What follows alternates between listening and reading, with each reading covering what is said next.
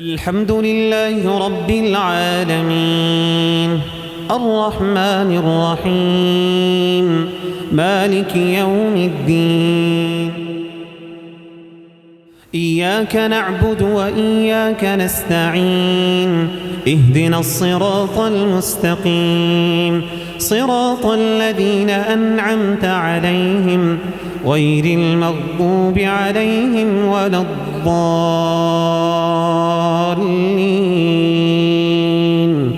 آمين. الحمد لله الذي أنزل على عبده الكتاب ولم يجعل له عوجا قيما لينذر بأسا شديدا من لدنه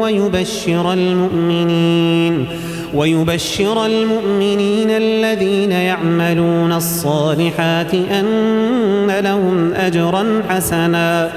ماكثين فيه أبدا وينذر الذين قالوا اتخذ الله ولدا ما لهم به من علم ولا لآبائهم كبرت كلمة تخرج من أفواههم إن يقولون إلا كذبا فلعلك باخع نفسك على آثارهم إن لم يؤمنوا بهذا الحديث أسفا إنا جعلنا ما على الأرض زينة لها لنبلوهم أيهم أحسن عملا وإنا لجاعلون ما عليها صعيدا جرزا أم حسبت أن أصحاب الكهف والرقيم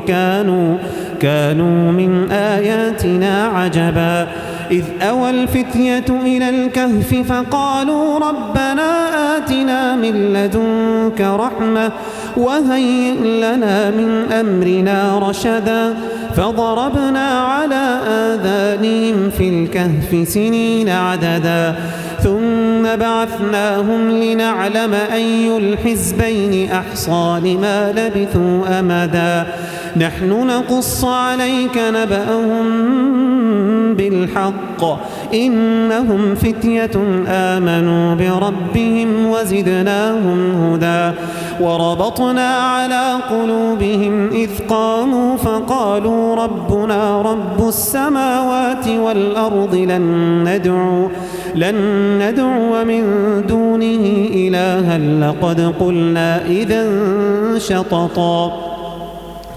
هؤلاء قومنا اتخذوا من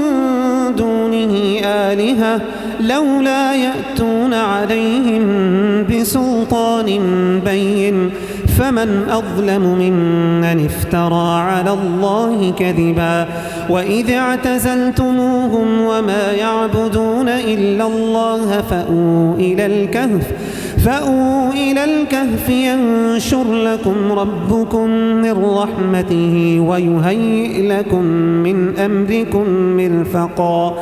وترى الشمس إذا طلعت تزاور عن كهفهم ذات اليمين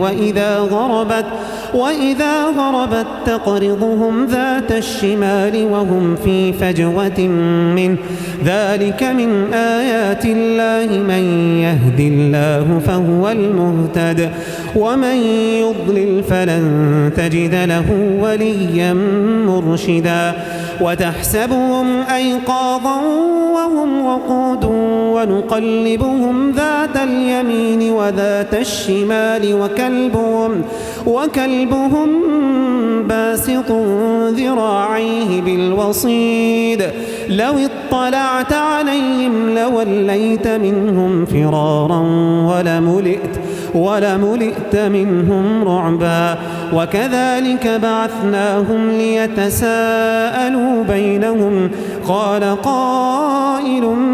منهم كم لبثتم قالوا لبثنا يوما أو بعض يوم قالوا ربكم أعلم بما لبثتم فابعثوا أحدكم بورقكم هذه إلى المدينة فلينظر أيها أزكى طعاما فليأتكم برزق منه وليتلطف ولا يشعرن بكم أحدا إنهم إن يرجموكم أو يعيدوكم في ملتهم ولن تفلحوا إذا أبدا وكذلك أعثرنا عليهم ليعلموا أن وعد الله حق وأن الساعة لا ريب فيها إذ يتنازعون بينهم أمرهم فقالوا ابنوا عليهم بنيانا ربهم أعلم بهم قال الذين غلبوا على أمرهم لنتخذن عليهم مسجدا سيقولون ثلاثة رابعهم كلبهم ويقولون خمسة سادسهم كلبهم رجما بالغيب ويقولون سبعة وثامنهم كلبهم قل ربي أعلم بعدتهم لا يعلمهم إلا قليل فلا تمار فيهم إلا مراء ظاهرا ولا تستفت فيهم منهم أحدا ولا تقولن لشيء إني فاعل ذلك غدا إلا أن يشاء الله واذكر ربك إذا نسيت وقل عسى أن يهديني ربي لأقرب من هذا رشدا ولبثوا في كهفهم 300 سنين وازدادوا 9 قل الله أعلم بما لبثوا له غيب السماوات والأرض أبصر به وأسمع ما لهم من دونه من ولي ولا يشرك في حكمه أحدا واتل ما أوحي إليك من كتاب ربك لا مبدل لكلماته ولن تجد من دونه ملتحدا واصبر نفسك مع الذين يدعون ربهم بالغداة والعشي يريدون وجهه ولا تعد عيناك عنهم تريد زينة الحياة الدنيا ولا تطع من أغفلنا قلبه عن ذكرنا واتبع هواه وكان أمره فرطا وقل الحق من ربكم فمن شاء فليؤمن ومن شاء فليكفر إنا أعتدنا للظالمين نارا أحاط بهم سرادقها وإن يستغيثوا يغاثوا بماء كالمهل يشوي الوجوه بئس الشراب وساءت مرتفقا إن الذين آمنوا وعملوا الصالحات إنا لا نضيع أجر من أحسن عملا أولئك لهم جنات عدن تجري من تحتهم الأنهار يحلون فيها من أساور من ذهب ويلبسون ثيابا خضرا من سندس واستبرق متكئين فيها على الأرائك نعم الثواب وحسنت مرتفقا واضرب لهم مثلا الرجلين جعلنا لأحدهما جنتين من أعناب وحففناهما بنخل وجعلنا بينهما زرعا كلتا الجنتين آتت أكلها ولم تظلم منه شيئا وفجرنا خلالهما نهرا وكان له ثمر فقال لصاحبه وهو يحاوره أنا أكثر منك مالا وأعز نفرا ودخل جنته وهو ظالم لنفسه قال ما أظن أن تبيد هذه أبدا وما أظن الساعة قائمة قائمة ولئن رددت إلى ربي لأجدن خيرا منها منقلبا قال له صاحبه وهو يحاوره أكفرت بالذي خلقك من تراب ثم من نطفة ثم سواك رجلا لكن هو الله ربي ولا أشرك بربي أحدا ولولا إذ دخلت جنتك قلت ما شاء الله لا قوة إلا بالله إن ترني أنا أقل منك مالا وولدا فعسى ربي أن يؤتيني خيرا من جنتك ويرسل عليها حسبانا من السماء فتصبح صعيدا زلقا أو يصبح ماؤها غورا فلن تستطيع له طلبا وأحيط بثمره فأصبح يقلب كفيه على ما أنفق فيها وهي خاوية على عروشها ويقول يا ليتني لم أشرك بربي أحدا ولم تكن له فئة ينصرونه من دون الله وما كان منتصرا هنالك الولاية لله الحق هو خير ثوابا وخير عقبا واضرب لهم مثل الحياة الدنيا كماء أنزلناه من السماء فاختلط به نبات الأرض فأصبح هشيما تذروه الرياح وكان الله على كل شيء مقتدرا المال والبنون زينة الحياة الدنيا والباقيات الصالحات خير عند ربك ثوابا وخير أملا ويوم نسير الجبال وترى الأرض بارزة وحشرناهم فلم نغادر منهم أحدا وعرضوا على ربك صفا لقد جئتمونا كما خلقناكم أول مرة بل زعمتم أن لن نجعل لكم موعدا ووضع الكتاب فترى المجرمين مشفقين مما فيه ويقولون يا ويلتنا ما لهذا الكتاب لا يغادر صغيرة ولا كبيرة إلا أحصاها ووجدوا ما عملوا حاضرا ولا يظلم ربك أحدا وإذ قلنا للملائكة اسجدوا لآدم فسجدوا إلا إبليس كان من الجن ففسق عن أمر ربه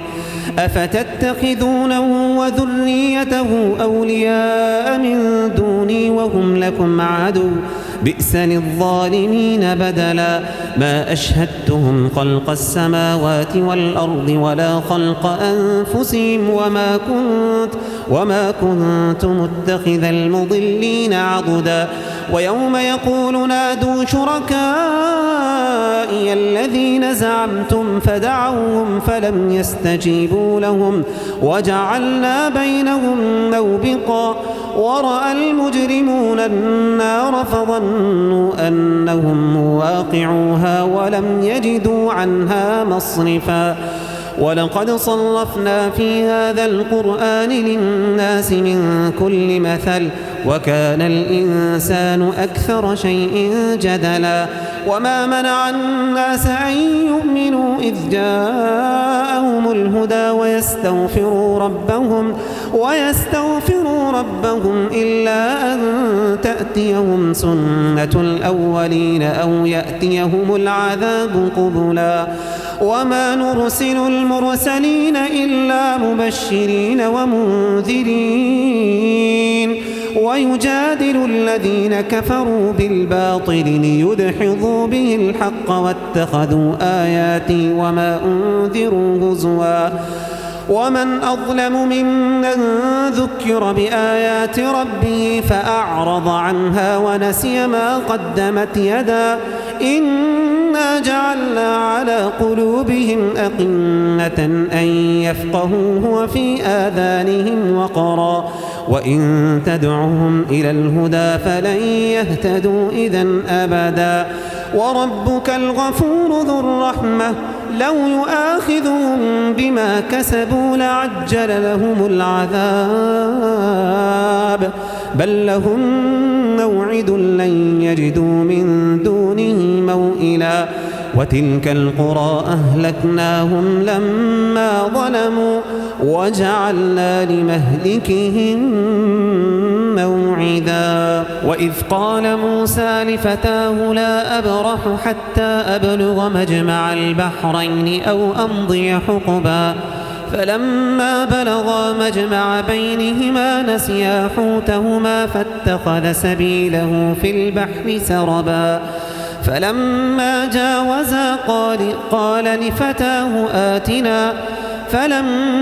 جاوزا قال لفتاه آتنا غداءنا لقد لقينا من سفرنا هذا نصبا قال أرأيت إذ أوينا إلى الصخرة فإني نسيت الحوت وما أنسانيه إلا الشيطان أن أذكره واتخذ سبيله في البحر عجبا قال ذلك ما كنا نبغي فارتدا على آثارهما قصصا فوجدا عبدا من عبادنا آتيناه رحمة من عندنا وعلمناه من لدنا علما قال له موسى هل أتبعك على أن تعلمني مما علمت رشدا قال إنك لن تستطيع معي صبرا وكيف تصبر على ما لم تحط به خبرا قال ستجدني إن شاء الله صابرا ولا أعصي لك أمرا قال فإن اتبعتني فلا تسألني عن شيء حتى أحدث لك منه ذكرا فانطلقا حتى إذا ركبا في السفينة خرقها